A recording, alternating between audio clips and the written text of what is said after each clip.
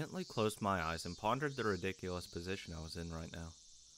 First of all, what I shouldn't forget was how dangerous of a situation I was in. I had fallen out of favor with them.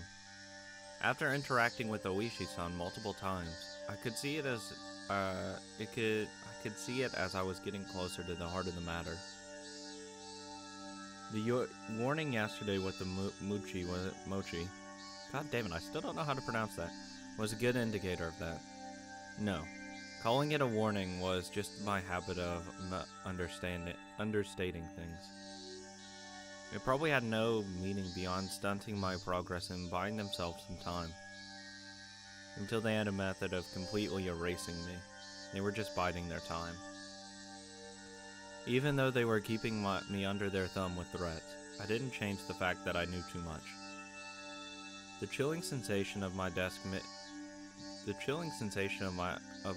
made me recall Satoshi Hojo, the boy who was using this seat until last year when he disappeared. Was he also similar to me? He probably fucking is. Did he learn something he shouldn't have and was erased? Damn. I wouldn't let them get rid of me so easily. Never. But were they really trying to kill me? I've had these contradictory feelings for a while now. Even though I suspected them, I felt I had to cover for them. With all their suspicious behavior, a morning like this just made it all seem like an elaborate hoax. No, that's just what I want to believe. Doubting my friends? Covering for them? My life was in danger. Or wasn't. Actually, I was debating the wrong point. Given my current situation, those points were something that should just have been deliberated on a long time ago. But really, Rena and the rest of them, were they actually aiming to kill me? The little voice inside me continued to torment me with these unresolvable trains of thought. Are you an idiot, Keiichi Mayabara? The answer should be obvious. But maybe that sewing needle might have just been an accident, right? Stop it. How could you screw up and drop a sewing needle into a piece of mochi? The benefit of the doubt can only go so far. Maybe if it was a fucking hair. But a sewing needle? Both Rena and Mion had acted and behaved suspiciously. But maybe it was all some sort of misunderstanding. What kind of misunderstanding? It wasn't just suspicious. It was outright ludicrous, right? Rena just corrected me for lying, and Mion only asked me about what I had for lunch. Rena was standing outside our door eavesdropping for a good hour, you know. She was probably just waiting for my phone call to end. Yeah, that's why she left once the phone call ended. For a whole hour? Outside your room.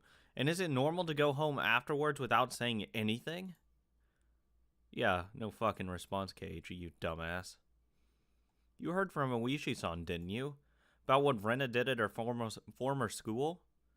But at the hospital, she said it was all Yashiro-sama's fault. Cut it out, Keiichi Mayabara. Don't you realize they're out to kill you? Holy shit. Huh? I inadvertently blurted those words out loud. Oh, no! No! Well, Keiichi fucked himself. He's done. Keiichi killed himself. He's done. Hearing myself say that so directly left me dumbfounded for a few moments. Afterwards, I had to look around to check if anyone else heard it. Of course, everyone heard it. You're dead. My little soliloquy cut a little too close to the truth. Even though I could feel the murderous intent from Rena and the others, part of me somewhere was still trying to deny that. It's late in the game. Such hesitation could be fatal. You're dead. Keiichi, you signed your death warrant. You're dead. Keiichi is going to die. All it takes is a matter of time. I knew that. But I was just your average student, a man living his normal, ordinary life. Do you think I could suddenly believe that my friends, who I had been happily laughing together up until last Sunday, now intended to kill me, right? You're too soft, Keiichi. This time I remembered to keep my voice down so only I could hear it. There was only one thing I now understood. I was too soft. I didn't completely understand how dangerous Rena and the rest of them were. No, I wasn't trying to understand. I was too soft for not listening to Oishi-san when he said earnestly, showing me the heart of the matter. I didn't listen because I was too busy pretending to be dejected. I didn't comprehend it. I was just running away. I didn't comprehend it, so nobody had any notion to try and kill me.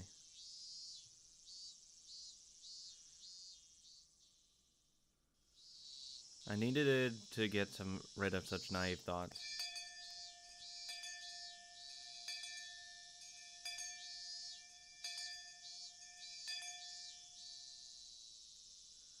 As I made that resolution, I heard the bell signaling the end of class. So soon. The day was already over. I didn't recall eating lunch or doing anything in class. My friends were putting their desks together in preparations of club activities. Not long ago, I would probably have happily jumped into that circle. Keiichi, you're supposed to forget. My Keiichi-san. How rude of you to even think about leaving. I mean, God, Keiichi, do you want to live or not? If you want to live, forget about it and just go on a normal life and don't yell at yourself because you're kind of weird. But if you want to die, go ahead and start leaving.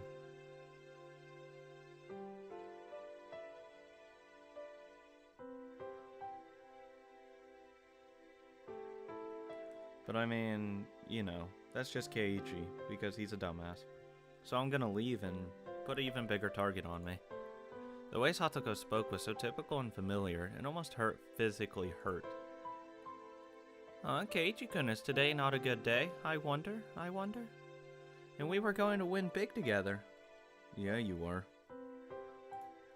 Seeing Rena's expression, which said she was really looking forward to today, was hard to take. Hey Keiichi, maybe Oishi-san is just some enormous jerk trying to separate me from the others by lying to me. Slap. Trying to expunge such weak-minded thinking, I slapped myself in the face. Keiichi-kun! Yeah, was Rena really trying to kill me? I wish someone would tell me it was a hoax. I didn't care if it actually was one or not, I just wanted someone to say it was. Yet another weak-willed thought. How did I ever become this naive? Are you alright? Does your head hurt? Apparently that was how my inner dilemma appeared to Rena. You're pale. Can you make it home by yourself? Maybe I should accompany you home, I wonder. No, it's okay, sorry. I can get home by myself. Just have the meeting without me. Upon hearing that I wasn't going to participate in the club meeting, Mion pouted unhappily. Aww. Since Kei-chan was so bent on a revenge match, we were even going to play that deduction game from before too. Keiichi-san doesn't have the burning desire for a rematch? How pathetic. No, I wouldn't fall for such a dumb taunt. Without even a real retort, I just grabbed my bag and was about to get up. Someone's hand perched itself gently on my head. Aw, thank you, Rika. It made me feel better. Keiichi doesn't seem to be well. How very unfortunate. It was Rika-chan. She was stretching up as far as she could, doing her best to pat me on the head with her petite hand. It felt so nice, which made things even harder. Sorry. God, she is so nice. So cute. Everybody. See ya. That's all I said as I quickly left the classroom. They said something to me as I was leaving, but I couldn't make it out. I managed to make it all the way to the entrance in that state of mind. Took out my shoes, put them on, and went forward. Harden that heart, Keiichi Maebara. They were, for some unfathomable reason, trying to kill me. They were plotting something dubious, watching my every move. But I couldn't hate them, because weren't they my friends? Part of me lamenting my naivete, while another part lamented the fact that I had lost something important by lamenting over it in the first place. Jesus, so many lamentings. It felt like my consciousness was being ripped out of my body. If this is what Oyashiro-sama's curse was like, then it was just too harsh. Hey Oyashiro-sama, I was wrong for not believing in your curse, but I believe in it now, completely. Your curse does exist. So seriously, give me a break. I beg you, come on. Is this the price for going God mode? Because I could totally see that happening. You used my God powers, now you must pay the price. Damn it, I just wanted to win a game. Please, Oyashiro-sama, please, don't hurt me.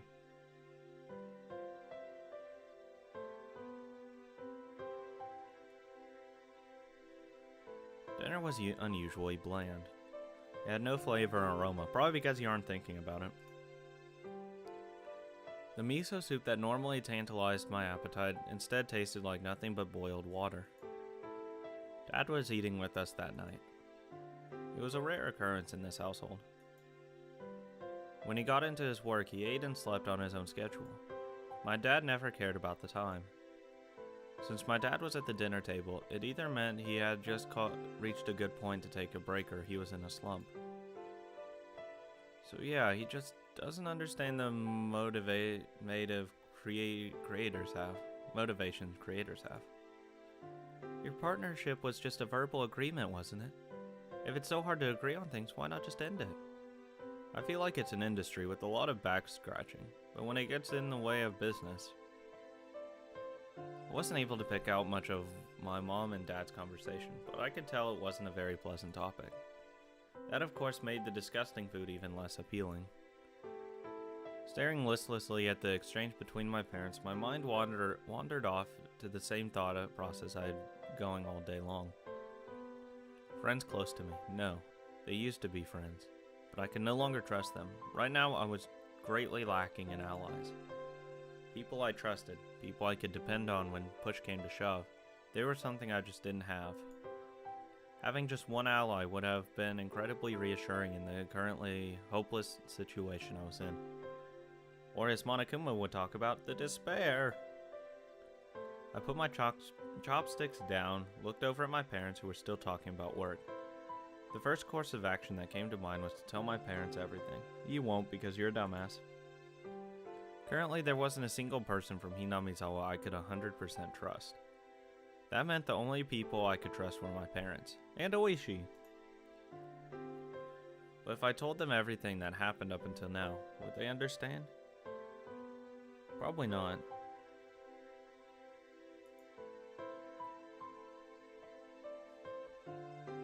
Rena, for example.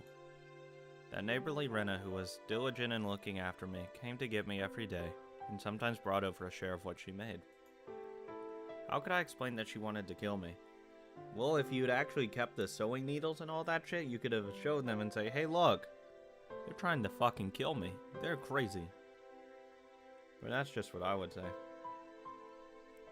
I mean, this is a really good story so far. I really do enjoy it. I mean, Keiichi's stupid. I wish I could have some choices. Just because that would make it... Oh my god, that would put it into another world if you could actually choose, like, your own path type thing. Oh my god, that would be crazy. But the scope would be ginormous. Maybe instead of, like, 3 chapters, you have it... I don't even know how the other 2 chapters play out, if it's, like, a continuation or not. I assume it is. Maybe it's a retelling. I have no idea. But what it could do is you have separate choices, and that could actually lead into each chapter. Possibly. If that's how the chapters work. No matter how I explained it, would probably be difficult for anyone to comprehend. My somewhat eccentric dad wouldn't understand, and my high-strung mom would probably drag me off to a psychiatrist in a blink of an eye.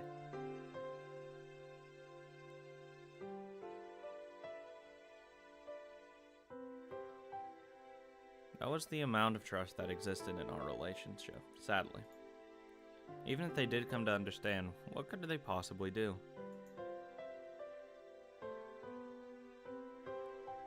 Unless they could uncover the truth, they wouldn't be able to protect me. No, by informing them of these unnecessary things, I'd be putting my parents in danger as well. That's true, I mean, you can't really tell anyone because they could possibly be killed. Because I don't know how difficult this town is, like, to get along with each other, but I could definitely see them just eliminating anyone that knows about it. But I mean, that's just my idea on that one. But I could definitely see that happening. I hope I don't die. I hope Mion stays alive and doesn't go completely crazy anymore. Maybe that was a one-time thing. Maybe it was just Rena influencing her. I hope. I like Mion too much. She's so nice.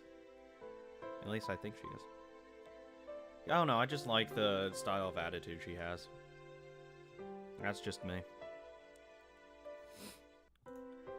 Considering that the victims in past incidences were often married couples, I couldn't even joke about it.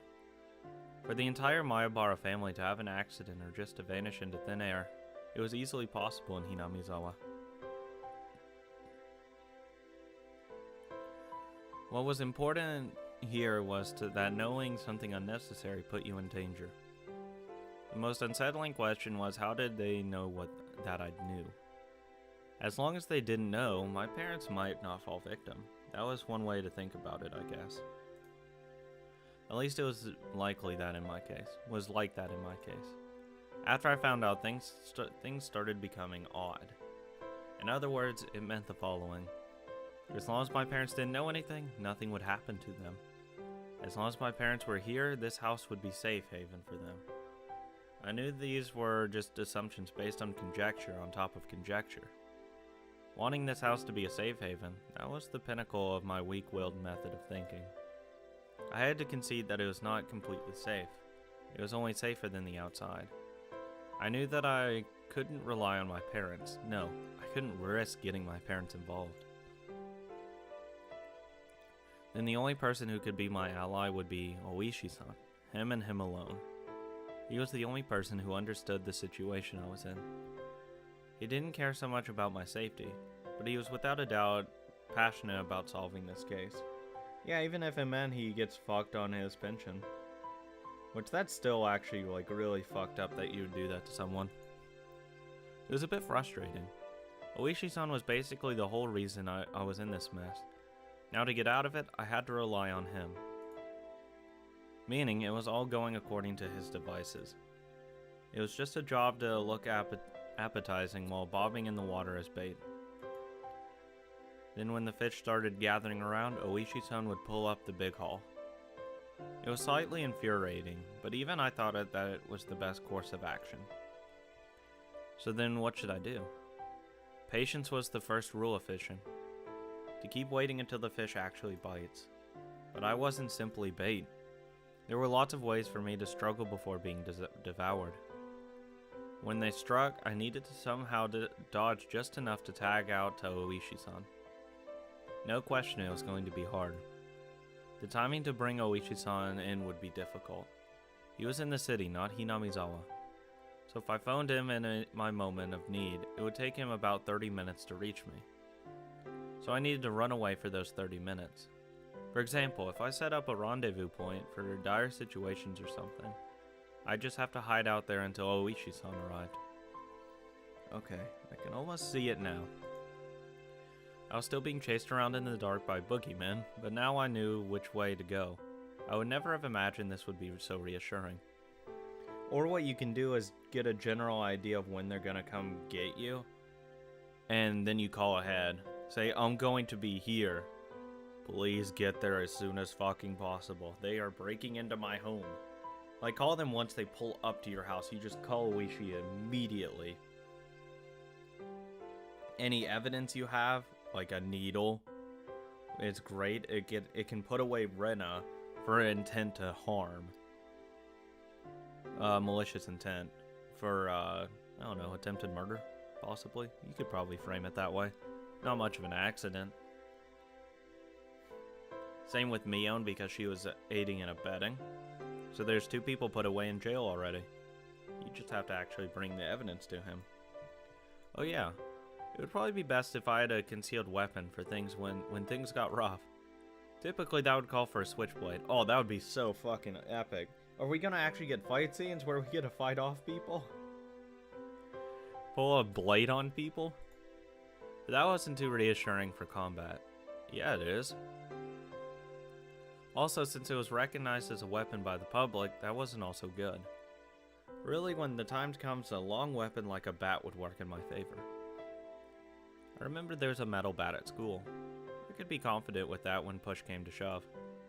If I pretended I was practicing my swing, then it wouldn't be suspicious for me to always carry it around.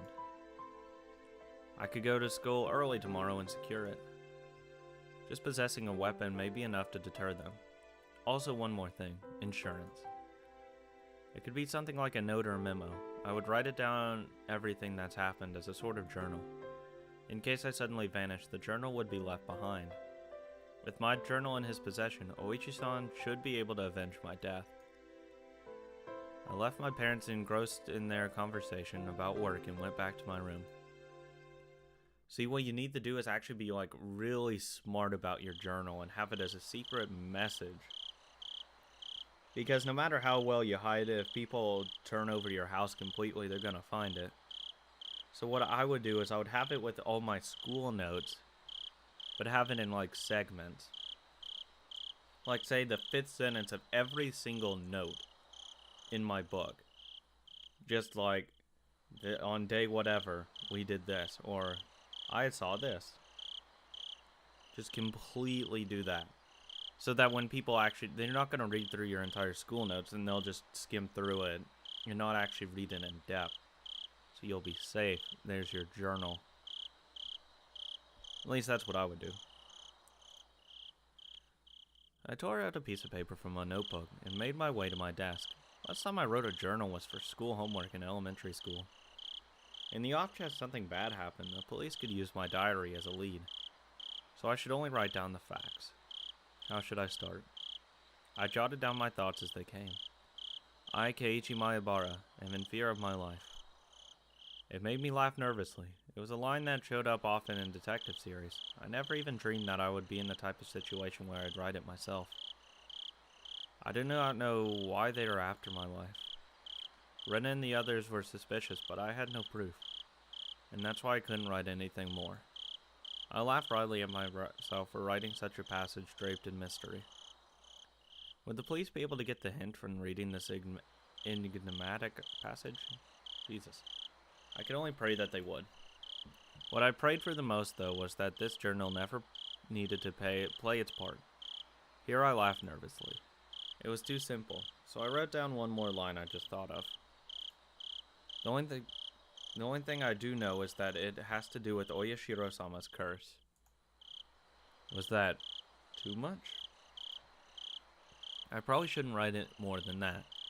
I would put that if you want to be safe, don't ever mention Oyashiro-sama's curse, that kind of stuff. Saying I've been increased in death threats may torment. God damn it. Okay. I tried and write more than that. If I wrote any more, then it would seem that I was just delusional.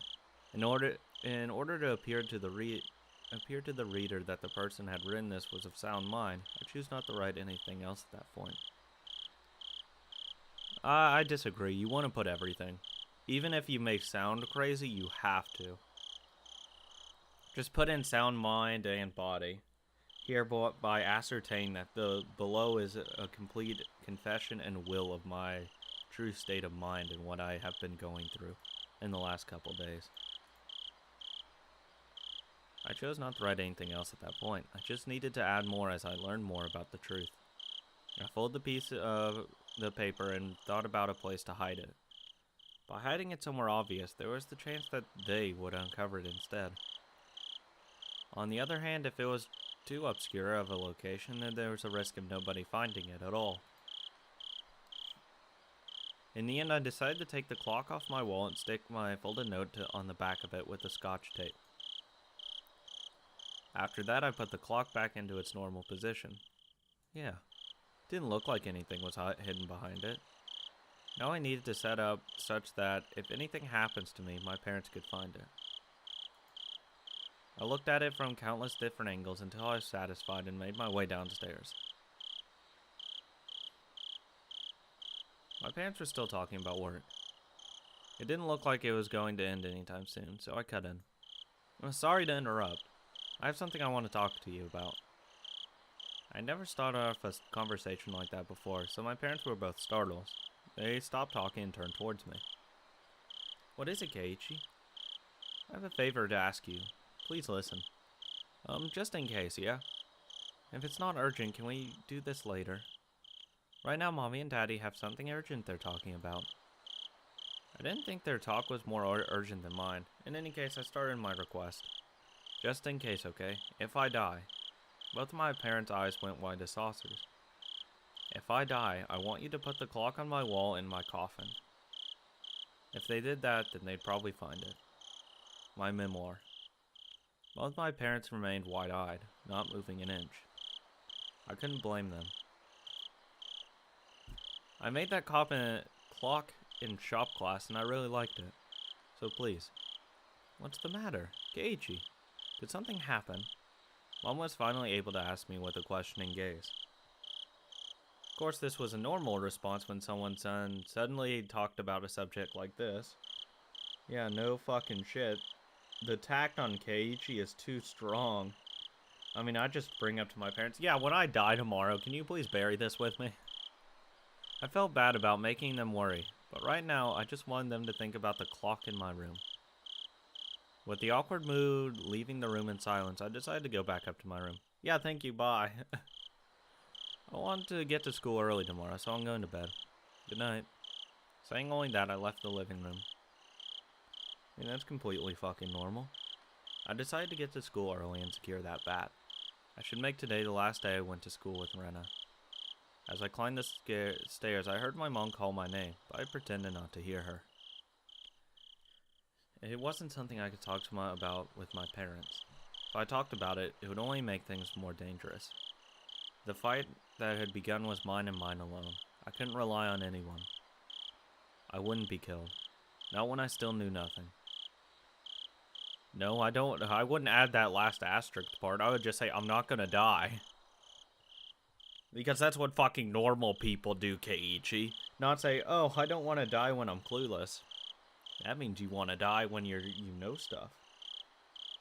I don't. New tips. Not feeling so hot. Let's see what that is.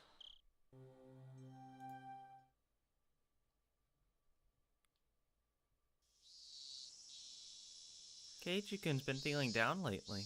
Maybe he's in a bad mood. I wonder. Maybe he's on his period. Yeah. Me-chan, that's gross. Yeah, What do you think? Don't know. Could that be Kei-chan? Maybe? I don't know. That day Kei-chan was in the car talking to some tubby middle-aged guy, right? Yeah. No mistake. That Oishi, he probably fed him something fishy. He was so serious. Keiichi-kun's face was so pale. You see, you might not know this, but he's actually the messenger of Oyashiro-sama. Huh? What do you mean? Whenever he shows up, someone is demoned away. No lie. Oh, is that so? The year before last, when Rika-chan's mom drowned, right? Right before that, she was visited by Oishi. Now that you mention it, it happened before Satoshi-kun transferred out. Transferred? You're so sweet, Rena. So this time he's appeared before Keiichi-kun. So Keiichi-kun is going to be demoned away too. An empty silence hung in the air, and when it was suddenly interrupted by loud laughter. That's fucked up. Thanks, Oishi. You just said, fuck you, Keiichi. You're gonna fucking die. Thanks, man. Not weird at all. Oh, God, that's weird. That's a weird way of looking at it. Especially how nonchalant they were talking about it. That actually kind of scares me.